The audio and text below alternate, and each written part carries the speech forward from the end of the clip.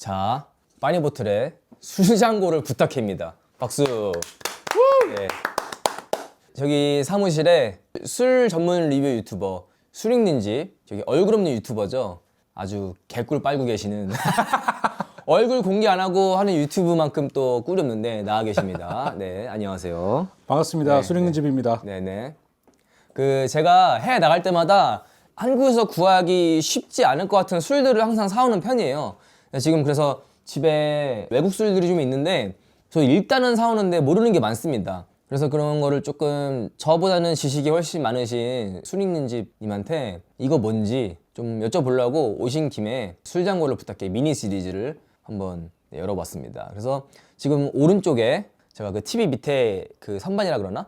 일단 뭐 차례차례 꺼내볼까요? 네, 그러시죠. 하나씩 일단은 하나씩. 최근에 제가 일본에 일이 있어가지고 갔다가 면세점에서 특이하게 도자기 작품을 팔더라고요. 그래서 이런 게 오. 네. 사실 술은 모르고 예뻐서 샀어요. 근데 이게 뭐 10만 원도 안 했던 것 같은데 다이긴조? 사케죠 이게? 맞습니다. 여기 앞에 보시면 청주라고 맨 위에 이제 한자로 써 있잖아요. 아 그러네요. 청주. 예, 이제 우리나라에서는 주로 사케라고 하는데 네. 이제 일본에서는 니혼슈, 일본주. 청주, 쉐이슈 이렇게 니혼슈라고 많이 부르죠. 네네. 네. 이거 뭐 나쁘지 않죠? 그렇죠. 일단은 저 앞에 써 있는 네.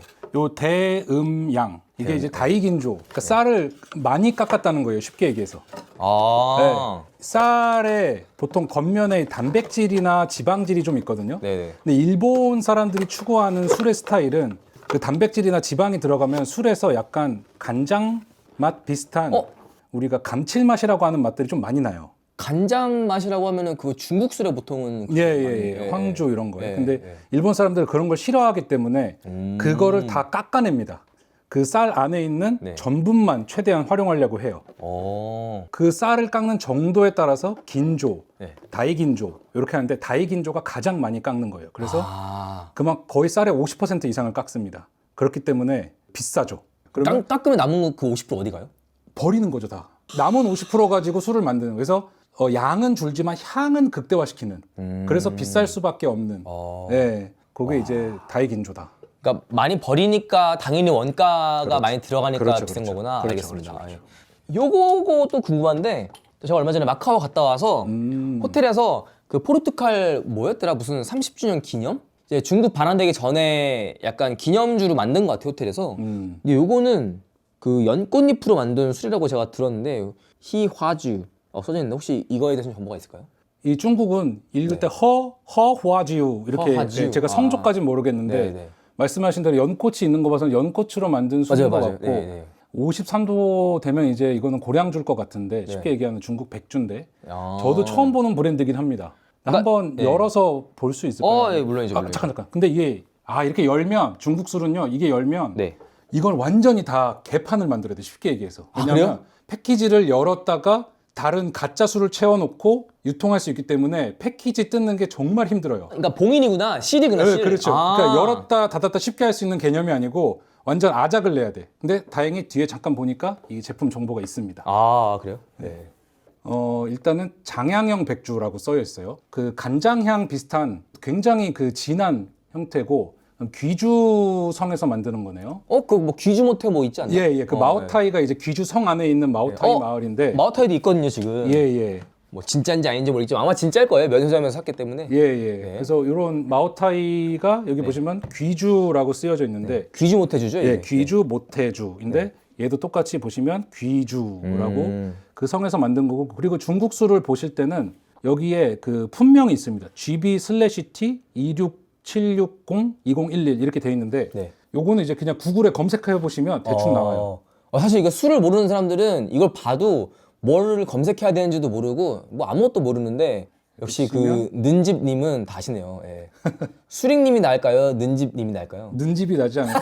술집보다는 는집이 날 것 같아. 수릭 어때? 수릭님. 수릭집. 수릭님? 수릭님 좋다. 요거는 이제 국가에서 인정하는 장양형. 고량주에도 뭐 농양형, 장양형 향에 따라서 분류를 많이 합니다. 이 귀주성이 장양영을 만드는 대표적인 동네입니다. 귀주가 어디 쪽에 있죠, 그러면? 그게? 귀주가 중국의 중부 쪽에 있어요. 스촨이라는 데가 되게 유명하고 알죠. 네, 스촨에서 북쪽인가? 그쪽으로 한 차로 한 2시간에서 2시간 반 가면 이제 귀주성이 나옵니다. 네. 아, 이거 재밌네요. 그 정보가 굉장히 재밌는 것 같아요. 가짜가 하도 많아서 한 번 열면 아예 아작을 내놔야 아작을 내야 된다는 돼. 그게 굉장히 재밌는 또 정보가.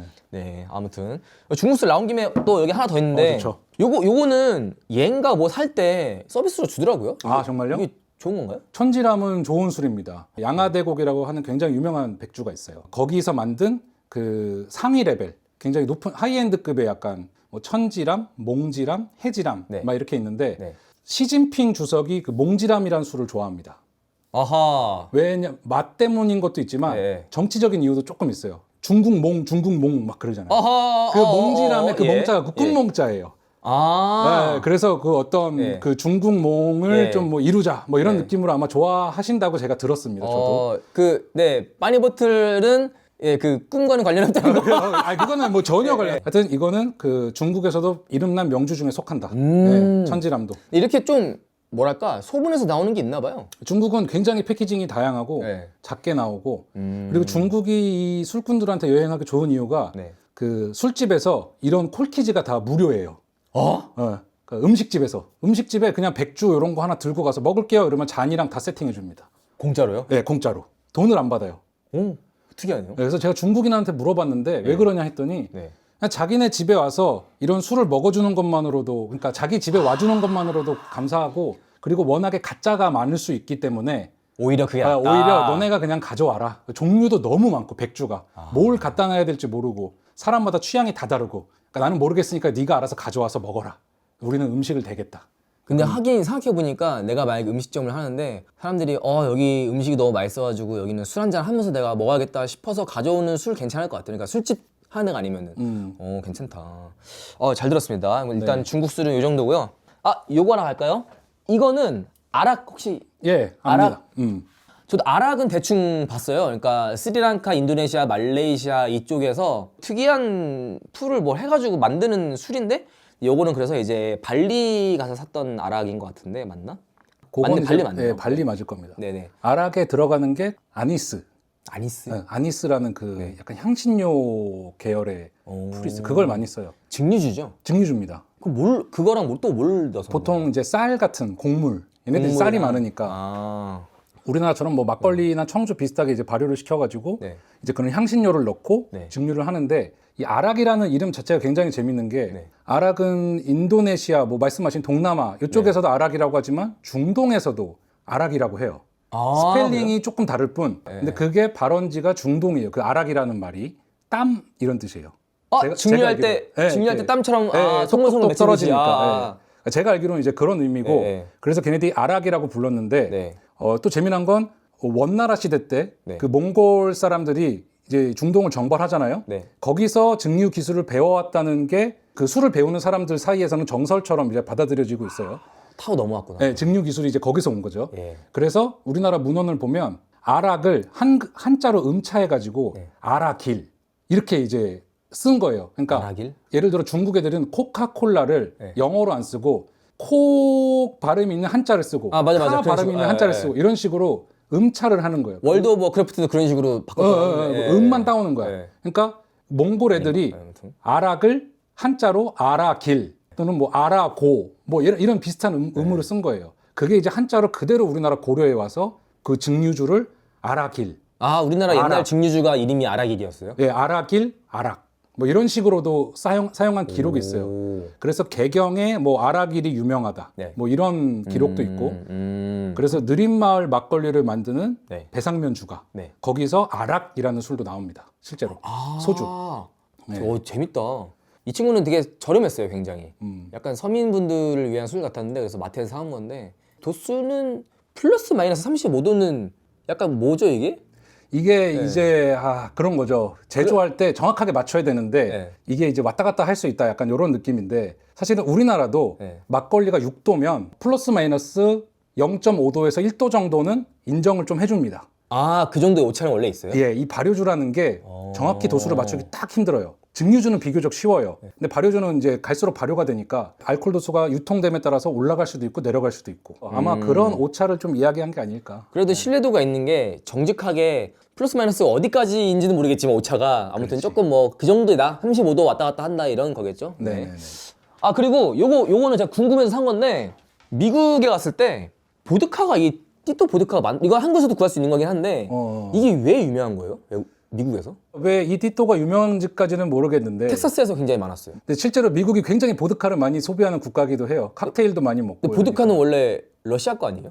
러시아, 폴란드 그쪽이 이제 유명하긴 한데 네. 아마 제가 알기로는 탑3 안에 들 거예요. 보드카 소비 국가 랭킹에. 많이 먹는구나. 많이 먹어요. 칵테일이나 이런 거예요. 보드카의 매력은 뭐예요? 뭐 위스키나 뭐 럼에 비해서 뭐예요? 사람들이 느끼기엔 일단은 바텐더로서의 매력은 어떠한 칵테일로 만들어도 왜냐면 거의 무색, 무취 뭐 자기의 캐릭터가 많이 없으니까 칵테일을 만들 때 그 햇반이군 햇반. 약간 베이스를 잘 받쳐주는 거지. 네.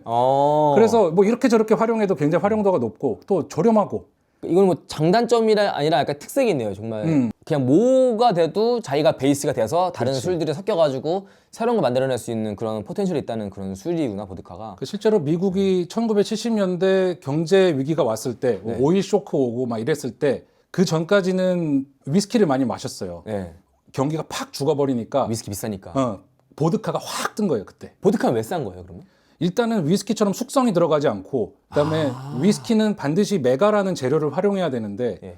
보드카는 우리가 뭐 감자로 만든다고 알고는 있지만 네. 법으로 무조건 감자를 써야 된다는 것도 사실은 제가 알기로는 없어요. 그 해에 어떤 저렴한 작물로 만들 수 있는 거지. 쌀도 뭐가 되고 됐든. 포도도 되고 뭐 감자도 되고 고구마도 밀도 돼요? 되고 고구마도 되고 사실은 우리나라 희석식 소주나 보드카나 네. 뭐 굉장히 가까운 친척 관계라고 이제 봐도 그래서 일단은 원재료도 좀 저렴한 걸 쓰고 그다음에 숙성도 없고 그러니까 보니까 오스틴에서 나오는 보드카 같아요. 그래서 요거는 그냥 제가 간단히 소개해드리고 싶은 것 중에 하나인데 이게 노르웨이인가 가서 이제 올 때 사는 럼이에요. 제가 마다가스카르 갔을 때 마다가스카르의 특산품이 바닐라예요. 럼에다가 요거를 하나씩 넣어두더라고요. 원래는 마다가스카르 럼은 이렇게 들어가 있는데 얘는 안 들어가 있는 거를 제가 따서 얘를 하나 넣습니다. 제가 달달해져요 럼이. 맛있더라고요. 뭐 요거는 그냥 제가 뭐 소개해드리고 싶은. 그거 궁금하다. 럼이 희한하게 캐리비안이나 아프리카 그 섬 나라들 같이 옛날에 대항해 시대나 좀 해적들, 해군들, 좀 바다랑 관련된 선원들이랑 관련된 나라에 가면은 좀 럼을 많이 파는데 그건 혹시 또 이유가 있을까라는. 럼이 많이 나왔던 지역들은 네. 말씀하신 대로 사탕수수로 만들고 그다음에 노비들이 좀 많았던 네. 지역이고 비싸지가 않아요. 그러니까 럼은 뭐냐면 사탕수수 자체로 만든 게 아니고 네. 사탕수수를 즙을 쫙 내요. 그 나오는 순수한 어떤 그 맛있는 부분은 우리가 설탕으로 만들고 네. 그 남은 찌꺼기 그 나무 같은 거. 그거를 네. 발효시켜가지고 증류를 한 게 럼이라서 시작이 비싼 술이 아니었던 거죠. 값싼 재료로 노비들이 만들었으니 얼마나 저렴했겠어요 술이. 그리고 이 술이 되게 재밌는 게 저도 이 술을 책에서 처음 봤는데 여기 앞에 보면 Matured at Sea라고 되어 있습니다. 그래서 말씀하신 노르웨이에서 1805년인가에 얘 아쿠아비트라고 있는데 이게 라틴어로 생명의 물이라는 뜻이에요. 그러니까 옛날에는 증류주를 약용으로 생각을 했어요. 아주 옛날에 소독할 만한 게 없으니까 뭔가 아픈 사람이 이 강한 알코올을 먹거나 뭔가 이거에 닿으면 세균이 죽고 이러니까 소독이 된다. 그리고 몸에 열도 싹 올라오고 그래서 이거를 생명의 물이라고 생각해서 아쿠아비트라고 이제 이름을 많이 지었죠. 근데 노르웨이에서 이 아쿠아비트를 가지고 인도네시아로 이제 그 말씀하신 대항해 시대, 뭐 식민지 개척할 시대에 이제 싣고 가는데 이 술을 오크통에 넣어갔대요. 그 배 안에서 이게 적도를 지나면서 노르웨이에서 출발해서 인도네시아로 간다고 생각해보세요. 추운 데서 더운 데로 가니까 온도 변화가 굉장히 급격한 거예요. 그리고 배 안에서 오크통이 막 구르기도 했고 흔들리기도 했을 거 아니에요. 그러면서 숙성이 기가 막히게 맛있게 된 거야. 그래서 인도네시아에 갔다가 그 술을 내렸어야 되는데 못 내렸대요. 다시 돌아왔대요. 노르웨이로. 아까워서요? 아니면 까먹고? 잠깐만 책에 이유가 있는데 팔지 못하고 다시 본국으로 가져왔다. 이렇게 써 있어요. 근데 이게 노르웨이의 실제로 국민 술이었대요. 아쿠아비트라는 술이. 근데 돌아와서 까보니까 맛이 기가 막힌 거야 이게. 이게 원래 그럼 유명한 술이구나 이게. 네, 노르웨이 안에서도. 저 아무거나 그냥 사온 거거든요. 그래서 돌아와서 이 쉐리 캐스크 그러니까 와인을 숙성시켰던 캐스크에다 오크통에다 숙성을 했던 건데 별짓을 다 해도 똑같은 맛이 안 나오더라. 그래서 결국에는 그냥 우리가 그러면 다시 바다로 하자. 아, 배 싫고. 배에 싫고. 얘 실제로 그래서 여기 써 있는 게 실제로 배에서 숙성을 시킨 거야 이게. Matured by sea 이렇게 써 있잖아.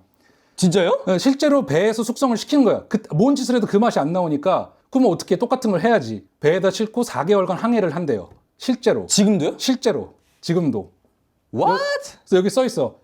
제가 책 구조를 그대로 읽어줄게요. 와. 리니, 얘가 이름이 리니거든요. 네. 리니 아쿠아비트를 담은 통은 아직도 화물선의 갑판에 실려 적도를 2번 가로지르고 35개국을 방문하며 4개월 반 동안 전 세계를 항해한다. 세계 여행 파리보트 수리네. 술계에 빠니보틀인 거야. 그래서 이 리니라는 게 선이라는 뜻인데 우리가 적도를 보통 이렇게 뭐 선을 표현하잖아요. 그래서 이 술 이름이 리니래요. 적도를 왔다 갔다 한다고. 너무 재밌다. 그래서 이 술이 저도 너무 궁금했었어요. 이게 무슨 맛일까 도대체.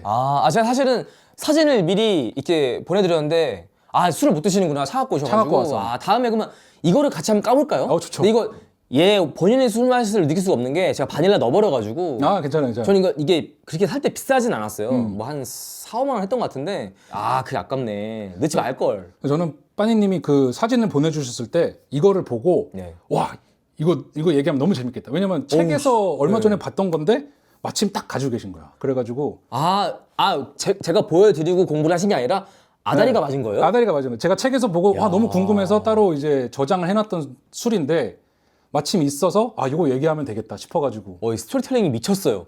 이게 뭔 짓을 해도 그 맛이 안 나니까 그냥 모르겠다 배 태우자가 말이 안 된다. 야 정말 재밌네요. 야 근데 그걸 생각해보면 가격이 되게 저렴한 편인 거예요. 너무 싼데요? 그렇지. 이거 10만 원 안 했던 것 같아요. 너무 잘 들었습니다. 예. 네. 그러면 다음 일단은 럼 됐고, 자 다음은 이제 또 멕시코로 한번 가보겠습니다. 근데 이 빠뜨로는 제가 잘 모를 때 사왔는데 그 남미 갔을 때만 살 수 있는 줄 알고 사왔는데 굉장히 허무했습니다. 이거는 한국에서도 충분히 구할 수 있고, 근데 이 친구는 제가 알기로 한국에서 구하기 쉽지 않은 걸로 알고 있고, 그리고 이게 야광이에요. 이렇게 어둡게 하면은 눈이 빛나요. 무서워요. 그래서 이거 그 미국 여행 갔을 때 사온 건데 아빠가 무섭다고 준다니까 나 무서워서 못 가신다고 그랬습니다. 저도 처음 봤어. 이거는. 데킬라가 그 아까 말했던 그 아가베 맞죠? 증류해가지고 한 거죠. 예. 이제 아가베 중에서도 블루 아가베라는 특정한 품종으로만 해야 돼요. 근데 궁금한 게 원래 아가베라는 그 식물이 다른 용도로도 쓰이는 게 있나요? 뭐 이렇게 식용이라든가? 식용으로 쓰이는지는 모르겠는데 그러니까 그게 참 궁금한 거지. 어쩌다 아가베로 술을 만들게 됐을까? 왜냐면 제가 멕시코를 여행할 때 거기서 선인장은 먹는데 아가베 요리가 있다라는 거를 본 적이 없는 것 같아서 네. 데킬라랑 그 메스칼. 근데 메스칼이 제 느낌상 약간 막걸리 비슷한 느낌도 있었던 것 같고, 그 막걸리 비슷한 거는 풀케라는 발효주. 풀케를 증류하면 데킬라가 된다. 아주 쉽게 얘기하면. 예. 근데 메즈칼은 이제 데킬라와 비슷한 종류의 술인데 메즈칼은 제가 알기로는 어떤 아가베를 써도 상관이 없을 거예요. 그리고 만드는 과정에서 아가베를 굉장히 뜨거운 큰 화덕 구덩이에다가 넣고 숯이나 막 이런 불을 집어넣어요. 그래서 그걸 굉장히 세게 태워버려요. 훈연을 시켜버려요. 그래서 메즈칼은 마시면 그 MT 가서 탄 삼겹살 같은 거 먹었을 때 느껴지는 그 굉장히 그 탄맛, 그게 느껴져요. 술에서. 탄 거 좋아하는데? 메즈칼에서. 그 암 걸린다고 하는. 약간 그런 탄맛.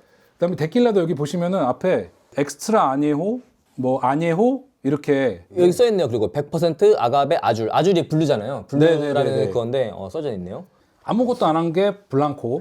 그다음에 2개월에서 1년까지 숙성된 게 레포사도. 1년 이상 숙성된 게 아녜호. 3년 이상 숙성된 게 엑스트라 아녜호. 그럼 얘는 3년 이상 숙성이네요. 네, 얘는 되게 이렇게 데킬라 중에서도 거의 이제 아주 고급이다. 이게 그리고 같은 병인데 색깔이 그 아까 블랑코는 또 실제로 흰색이에요. 그런 게 있더라고요. 그래서 저 이것도 병이 이뻐서 산 건데 보통 병이 이쁘면 맛있더라고요. 그렇죠. 데킬라에 대해서 재미난 건 미국 셀럽들이 데킬라를 그렇게 만들어요. 요즘에 위스키를 안 먹고 미국 사람들이 데킬라를 많이 먹는 거 하더라고요. 유행이 데킬라로 갔어요. 왜? 그냥 위스키가 너무 비싸서 그런가? 그거 정확하게 저도 뭐 어떤 연유 때문에 데킬라를 먹는지는 모르겠는데 데킬라를 먹는 문화가 이제 많이 들어왔고, 또 미국에 또 워낙에 남미에서 오신 분들이 많으니까 그렇지. 약간 그런 것도 영향이 있을 것 같고. 맞아. 그다음에 조지 클루니가 이제 데킬라 브랜드를 만들어서 굉장히 높은 가격에 매각을 했어요. 조니 워커를 만드는 디아지오라는 회사에. 조지가 조지한테 팔았네요. 조지가 조니한테 팔았지. 조지가 조지한테. 조지가 조니한테. 헷갈려. 정말. 지가 니한테 이제 팔았고. 그래서 그 이후로 뭐 우리 아는 드웨인 존슨, 더락. 그 양반도 이제 데킬라를 만들고, 브루노 마스는 럼을 만들고, 럼 회사의 CEO예요, 실제로. 에? 어. 근데 그 왜 사업을 하는 거예요? 그 사람들은 이미 돈이 엄청 많을 거 아니야. 근데 이제 자기의 브랜드를 내서 뭐 그런 더 큰 돈을 벌고 싶어 하는 것도 있고. 돈이 중요한 건지 아니면 정말 술을 좋아해서 그런 건지 다 섞여 있지 않을까요? 약간 둘 다 만드는 것 겸사겸사. 자체가 그런 브랜드를 만드는 과정을 즐기는 걸 수도 있고. 막걸리 브랜드. 추천. 근데 할 줄을 몰라요, 아예. 같이 해요. 손 얹어. 사업 같이 하면 이제 저희 한 2년 뒤에는 웃으면서 보는 게 아니라 아 그런 거야? 그 새끼 이러면서. 데킬라를 개인적으로 좀 선호를 하시는 편인가요? 아니면 저는 개인적으로 어렸을 때 그 호세쿠엘보라는 데킬라 아시죠? 굉장히 데킬라 중에서도 가장 보급형 데킬라. 보편화되어 있을 수 있구나. 호세쿠엘보라고. 그걸 먹고 된통 그 당한 기억이 많아서. 제가 놀란 사실 중에 하나가 저기 술 있는 집님이랑 술을 몇 번 먹어봤는데 의외로 막 엄청 잘 드시지 않더라고요. 첫 만남에서 객관라가 됐지. 네, 그날 너무 신나서 그랬어요. 네. 어쨌든 간에 이제 나라 말고 지금 위스키가 좀 많이 남았어요. 그래서 위스키 정말 얘 필리핀 혹시 얘 아시나요? 얘? 모르고 넘어갈게요. 잘 몰라요. 모르고 넘어갈게요. 얘는 넘어갈게요. 근데 재밌을 것 같은데. 얘 뭔지 모르겠네. 한번 봐도 돼요? 네네네. 얘는 브랜디네요.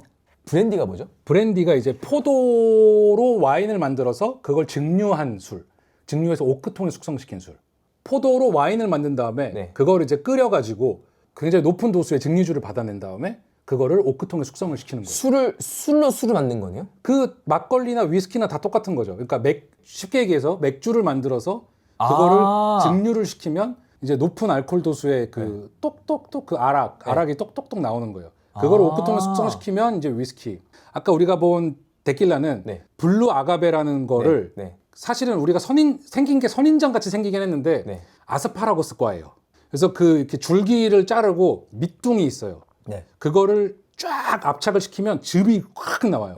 그 즙을 발효시켜서 쉽게 말하는 막걸리 같은 5, 6도의 발효주를 만들고 그거를 끓여가지고 증류를 시키는 거예요. 데킬라는. 이 공정이 엄청 많네요. 그러니까 증류주는 반드시 곡물이 됐든 과일이 됐든 뭘로 간에 발효를 시켜서 1차적으로 술을 만든 다음에 증류가 돼야 되는 거예요. 그 전에 나오는 건 있을 수 없어요.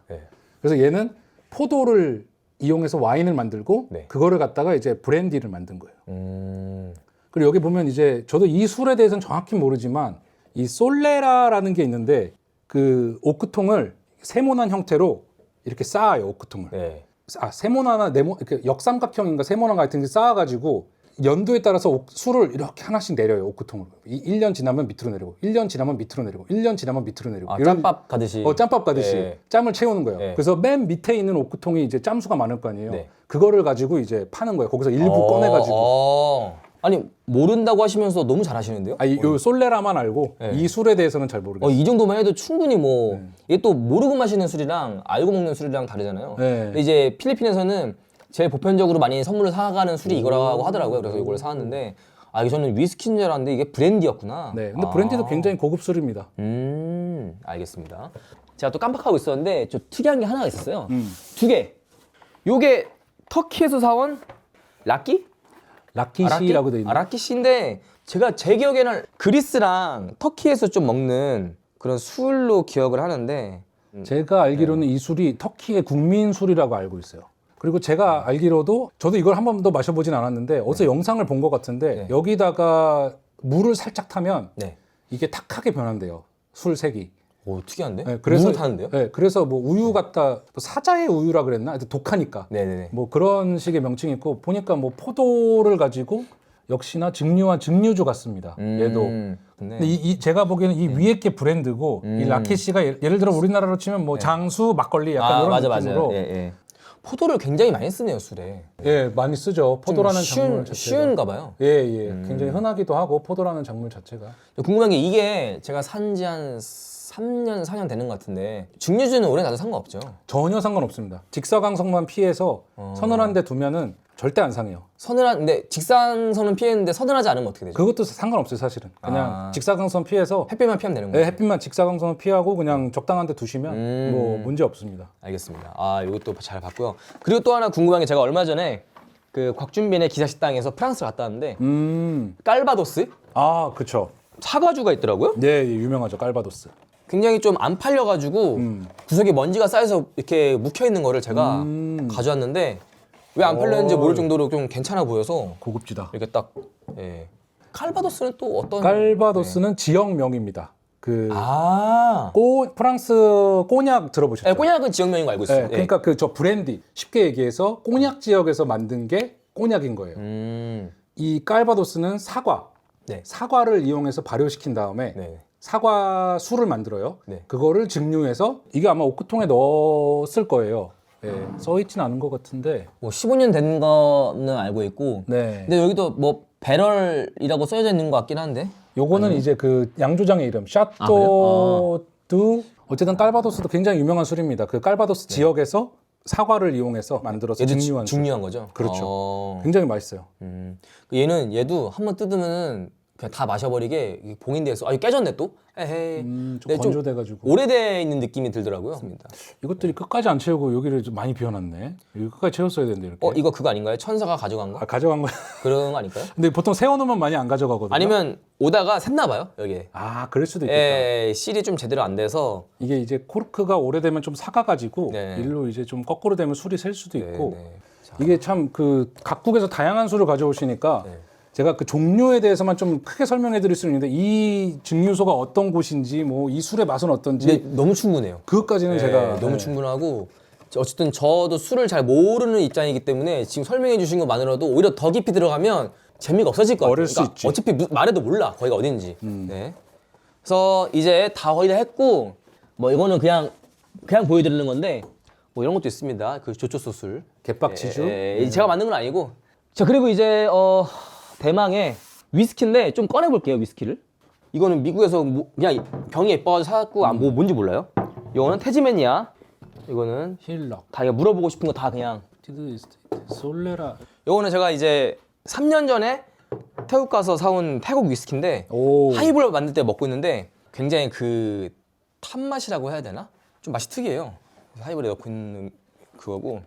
보면 힐락을 저도 이거 처음 들어보는 거라서 이 위스키죠, 이 위스키. 예, 이 위스키 힐락. 보면 아까 우리가 얘기했던 솔레라 시스템이 적용된 아까 이 친구네요?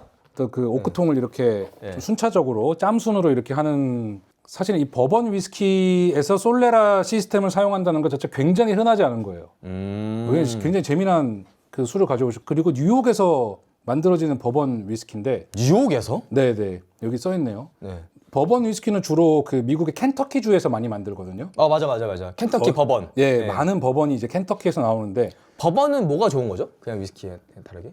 버번은 일단은 그 규정이 좀 있어요.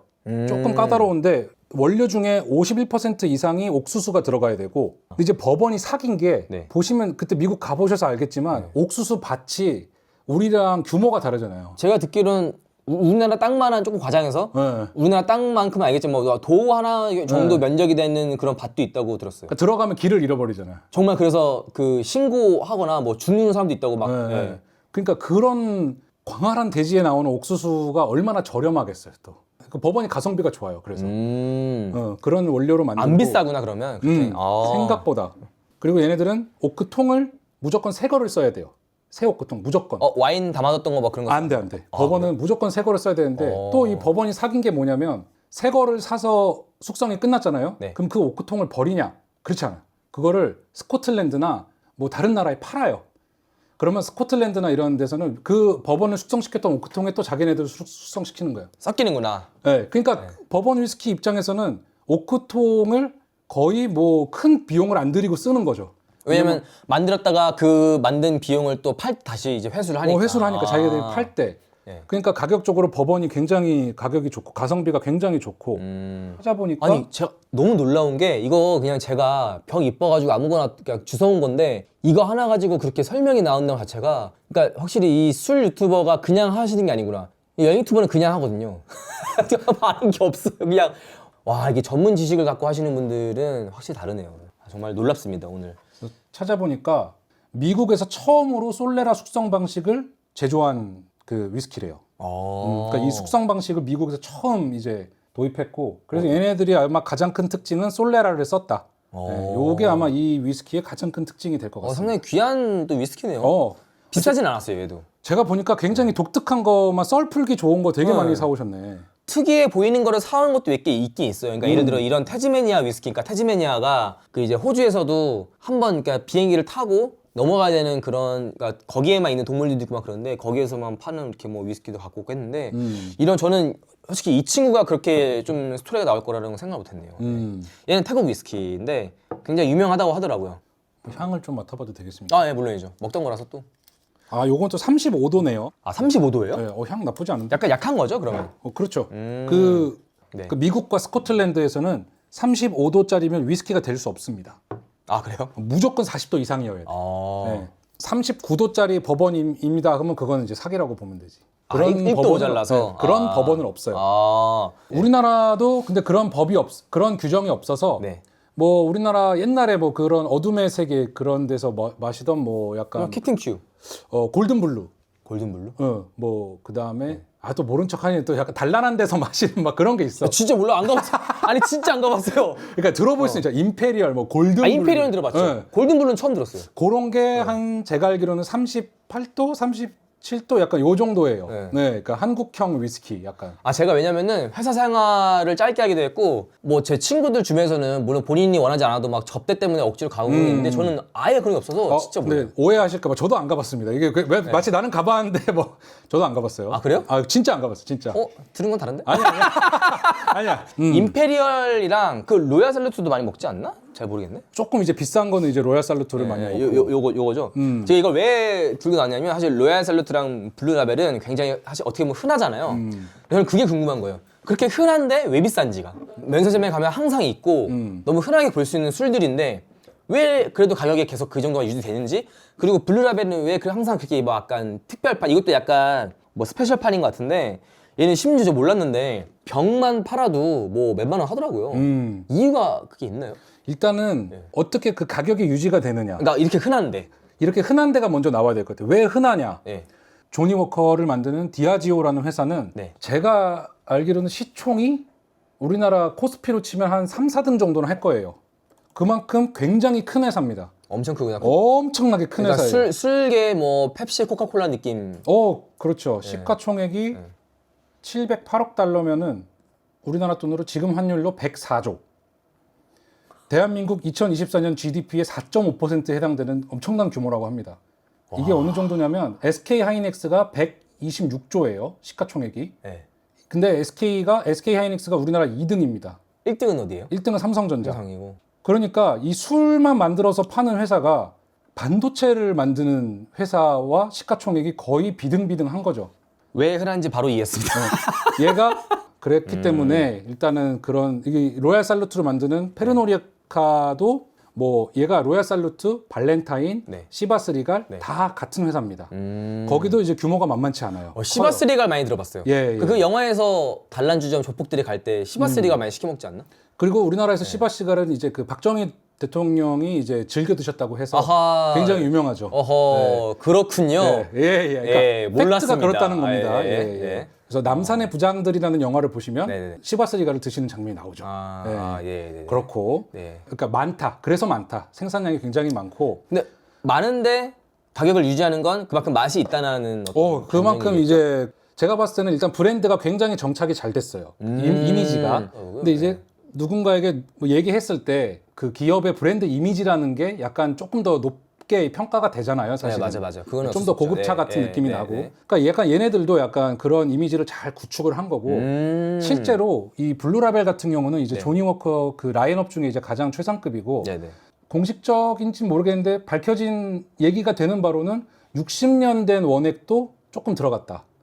60년 숙성된 원액도 조금 들어갔다 이렇게 알려져 있어요. 60년이면은 뭐 그 6.25 전쟁 때나 뭐 그럴 때 있는 거 물론 많이 들어가진 않겠지만 뭐 조금이라도 굉장히 소량이라도 이제 들어갔고 누구한테 선물로 줘도 실패가 전혀 없고 실제로 마셨을 때도 너무 맛있고 밸런스 너무 잘 잡혀져 있고. 그러면 이런 친구들을 먹을 때 가장 맛있게 먹는 방법이 뭐 물론 사람마다 다르겠지만 선호하시는 방법이 있으세요? 뭐 저는 온도락이라든가. 이걸 얘기했을 때 사람들이 그렇게 욕을 하던데 네. 위스키에다가 물을 살짝 타먹는 걸 좋아해요. 그거 되게 흔한 방법 아니에요? 근데 이제 감히 조니 워커 블루에다가 물을 타? 약간 이런 느낌이 있으신데 아 그래요? 근데 그 속마음은 야 내가 내 돈 주고 사서 물 타겠다는데 뭔 상관이야? 그쵸, 약간 맞아. 이럴 수는 있는데 그것도 그렇고 오히려 위스키를 스트레이트로 먹는 게 되게 잘못된 방법이라고 제가 어디서 본 것 같거든요. 그러니까 물론 뭐 말씀하신 대로 즐기는 방법은 굉장히 여러 가지 있지만 네. 네. 우리가 조금만 깊게 들어가면 이 술의 향기 성분들이 있어요. 네. 그러니까 굉장히 그 다채로운 향이 나잖아요, 술에서. 네, 네. 그게 이제 어떤 화학적인 성분이 있으니까 이제 우리 네. 코로 느껴지는 거 아니겠습니까? 근데 걔네들은 수용성이 아니고 지용성이에요. 기름. 그리고 에탄올에 잘 달라붙어 있어요. 네. 그러니까 도수가 높을수록 이 향기 성분들이 술 원액 안에 들러붙어 있는 거예요. 네. 근데 우리 여기다 물을 살짝 타주고 네. 그 도수를 살짝 낮추면 네. 물에 안 녹아버리니까 네. 얘네들이 술에서 약간 떨어져 나와가지고 휘발이 돼버려. 위로 날아가 버려. 문 깔아서 끄덕이고 있지만 대충 그러니까 대충 뭔 느낌인지 알 것 같아요. 예. 이 향기 성분들은 굉장히 그 끓는 점이 낮아서 휘발이 잘 돼요. 결론적으로 물을 좀 타면은 오히려 더 향기가 많이 난다는 뜻이죠. 예. 이 향기 성분들이 술 에탄올에서 떨어져 나와가지고 네. 우리 코로 더 잘 들어와요. 어... 그 지점이 있어요. 무조건 물을 많이 탄다고 좋은 건 아니지만 그래서 이 마스터 블렌더들, 그러니까 이런 네. 술을 섞는 사람들, 그 제조를 총괄하는 마스터 블렌더들은 테이스팅을 하실 때 영상을 제가 아무리 돌려봐도 물을 타드시는 분들이 굉장히 많아요. 그러니까 이렇게 40도, 45도 정도 되는 네. 거에다가 물을 살짝 타가지고 한 35도, 네. 한 38도 이 정도로 즐겨서 드세요. 그래서 저도 약간 그렇게 낮춰서 먹는 게 너무 알코올 향도 많이 안 나고 향을 즐기고 향도 더 즐길 수 있고 그렇게 부담도 안 되고. 그럼 마지막 질문이 될 것 같아요 아마. 일본에 갔을 때도 그렇고 아니면 뭐 대만 까발란이라든가 지금도 야마자키 모시가 있는데 일본이랑 대만은 좀 유명한 위스키들이 많은데 한국은 물론 이제 뭐 그때 기원 가보셨겠지만은 그런 게 있긴 하지만 사실은 일본에 비해서는 많이 모자르잖아요. 거의 없지 않았어요 거의? 없죠. 불모지였죠. 예, 없죠, 예. 없죠. 일본이 그렇게 위스키를 많이 만들고 유명해질 수 있는, 왜냐면은 외국에 가서 술집을 가도 일본이랑 관련 없는 데를 가도 일본 위스키가 굉장히 좀 괜찮은 가격에 팔리고 있는 걸 보면서 우리나라는 왜 없을까? 왜냐면은 자연환경이 막 그렇게 엄청 다른 것도 아니고 우리나라가 물이 안 맑은 것도 아니고 그러니까 물이랑 상관있는지 없는지 모르겠는데 아무튼 그런 것들이 좀 궁금하더라고요. 그 차이가 뭔지가 좀. 예. 실제로 우리나라만큼 물이 좋은 나라는 거의 없어요. 그러니까요. 세계에서. 예, 예. 아시겠지만 몇 개 돌아다녀 없고. 보시면 유럽은 특히나 뭐 경수가 이제 있으니까 물을 항상 끓여 먹어야 돼. 걔네가 맥주가 발달한 이유가 맥주를 만들 때 끓이거든요.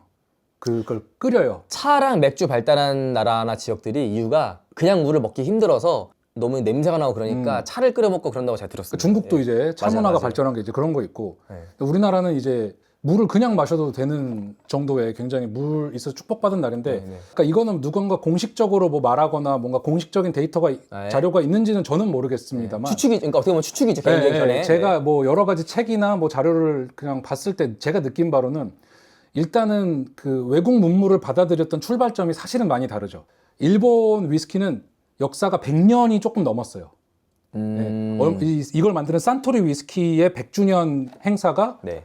작년에 있었습니다. 여기 그러면- 보시면 작년이네. 여기 보시면 이스타블리시 1923 이렇게 써 있습니다. 그러면 이제 작년에 딱 100년 된 거죠.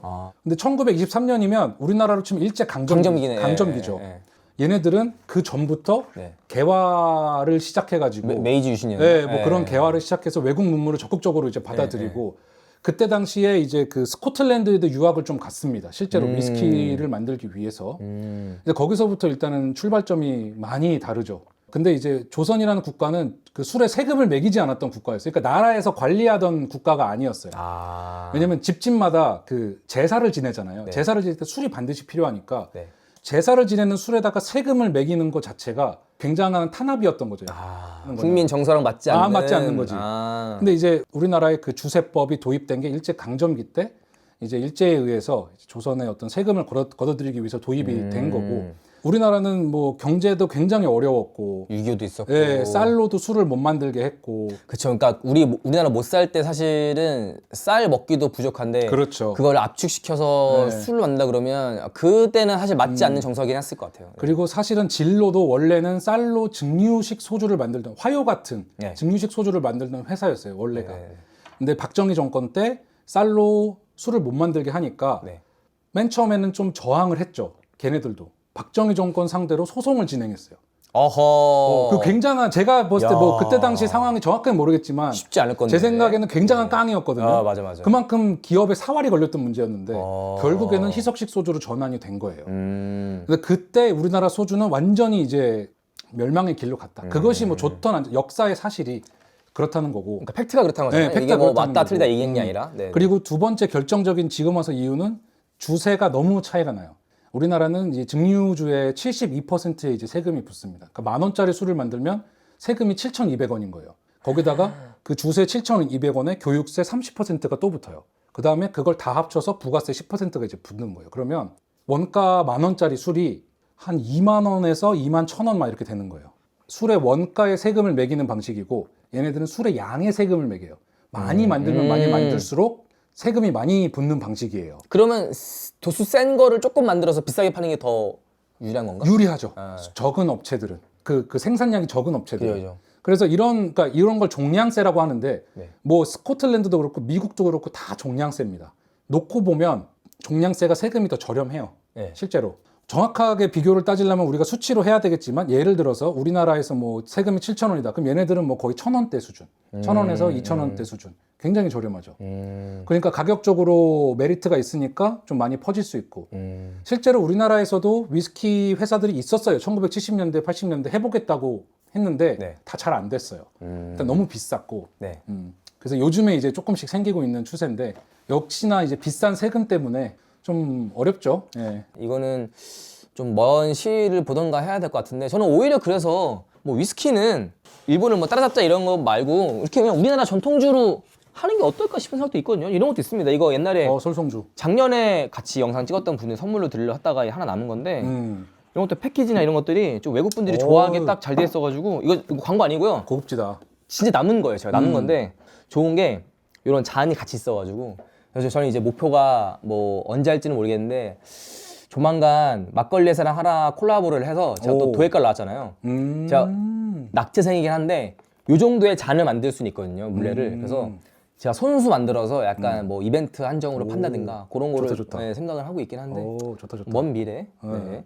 이거 혹시 드셔보셨나요? 솔송주는 굉장히 유명한 술이고요. 네. 박흥선 명인님이 굉장히 그 뼈대 있는 양반가에서 만든 거고 여기가 아마 무형문화재로 지정이 됐. 식품 명인. 일단 식품 명인은 확실하고 네. 무형문화재까지는 아닌가 보다. 제가 그거까지 정확한 기억이 안 나는데. 뭐 그냥 어쨌든 명인이라. 명인님이 만든 솔송주는 뭐 네. 전통주 좋아하시는 분들 사이에서는 뭐 누구나 다 아는 술이고. 그 원료가 진짜 그 소나무의 솔. 예, 솔송. 그 송순이라고 그 소나무 보면 약간 그 대 같은 게 있어요. 네. 그 송순이 이제 들어가요. 순 같은 거 약간. 그 송순이 들어가고 쌀로 아마 기본이 쌀일 거예요. 술을 굉장히 잘 만드는 곳입니다. 저희가 지금 사실은 시작할 때는 그냥 한 30분 간단하게 이런 것도 있고요, 저런 것도 있어요 하려고 그랬는데 시간 가는 줄 몰랐어요. 너무 재밌어가지고. 우리는 뭐 얘기하면 2박 3일도 뭐 끄떡 아니, 없어요. 지나가다가 툭 사온 거 가지고 10분을 얘기하고 그러시니까 아니 이렇게 해박할 수가 있나? 아닙니다. 여러분 술 읽는 집 많이 구독, 좋아요, 알람 설정 해주시고요. 네. 아마 말한 것 중에 오류가 분명 있을 겁니다. 저도 그냥 예. 뭐 즉흥적으로 이제 아는 거 머릿속에서 끄집어내서 한 거라서 약간의 오차가 있더라도 양해 좀 부탁드립니다. 제가 오늘 사진을 보내드려가지고 미리 준비하시거나 한 게 아니고 정말로 자세한 정보는 인터넷 검색이나 제조사에 문의하시고 이거는 그냥 재미삼아 흥미삼아 봐주시면 될 것 같고 혹시 이건 제 제안인데 지금 제 아무거나 보틀에서 하나 해주셨으니까 여기 술 중에서 원하시는 술이 있으시면은 다음에 순이님이랑 같이 한번 또 마셔보면 어떨까 생각이 좋죠, 들거든요. 좋죠. 하나 골라주시면 어떠시겠어요 지금 여기서? 그러면 네. 아니, 저는 아까 그 라인 있잖아요. 그 노르웨이에서 사오신 거. 예. 마다가스카르 바닐라가 들어간 네네. 맛있겠다. 어떻게 보면 합작입니다. 이 친구는 요 한 잔 먹으면 노르웨이와 이제 마다가스카르를 같이 즐길 수 있는 얘는 이제 뭐 그 투게더 같은 아이스크림에다가 살짝 뿌려 먹으면 맛있을 것 같아요. 바닐라 향이 살살 나니까. 원래 좀 달게 먹는 럼이 그런 게 있나 봐요. 뭐 그냥 제가 드는 생각에. 아무튼 그러면은 요 술은 다음에 제가 술 있는 집님이랑 그 채널에서 같이 먹어보는 걸로 하겠습니다. 감사합니다. 아 감사합니다. 수고하셨습니다. 아 재밌네요. 네. 끝. 끝. 이제 여자친구분 나오셔도 됩니다.